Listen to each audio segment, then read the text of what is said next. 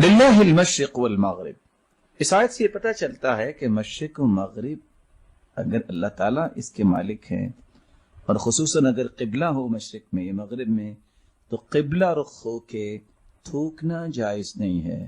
من تفل تجاہ القبلہ جاء یوم القیامہ تفلہ بین عینی، جو قبلہ رخ ہو کے تھوکتا ہے قیامت کو اس کی دونوں آنکھوں کے درمیان یہی تھوک لٹک رہی ہوگی۔ صحیح الجامع 6160 نمبر روایت۔ اور دوسری روایت میں آتا ہے یجیء صاحب النخامہ فی القبلہ یوم القیامہ وہی فی وجہہ، ایک شخص جو تھوکتا ہے قبلہ رخ ہو کر قیامت کا دن ہوگا اور یہ اس کے چہرے پہ ہوگی۔ سلسلہ صحیحہ کی 388 نمبر روایت۔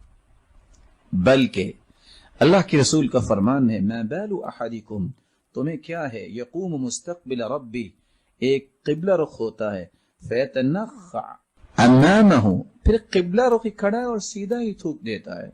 ایحب ان یستقبل، کیا اسے پسند ہے کہ کل کو آئے گا، فیتنخع فی وجہی، اور جو کچھ اس نے زمین پہ پھینکا اس کے چہرے پہ ہوگا۔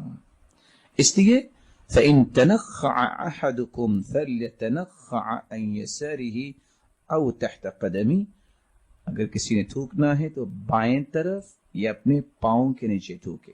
فَإِن لَمْ يَجِدْ فَلْيَقُلْ هَكَذَا، اور اگر دیکھتا ہے کہ بائیں طرف بھی کوئی انسان کھڑا ہے اور پاؤں کے نیچے بھی آپ کسی کارپٹ پہ ہیں آج کل کے ماحول میں، أَوْ يَفْعَلْ هَكَذَا یعنی فی ثوبی، وہ اپنے کپڑے میں تھوک لے۔ آج کل کے ٹیشوز اسی حدیث سے ثابت ہو سکتے ہیں۔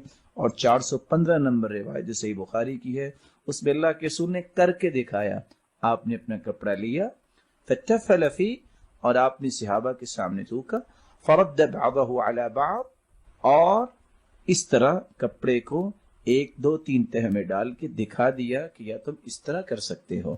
تو یہ سارے آداب اللہ کے رسول صلی اللہ علیہ وسلم نے صحابہ کرام کو کر کے دکھائے۔ یہ روایت جو ابھی آپ نے سنی، یہ روایت بھی صحیح الجامع کی 5570 نمبر روایت۔ اور یہ روایت سن کے آپ پریشان ہوں گے، روایت کون سی ہے؟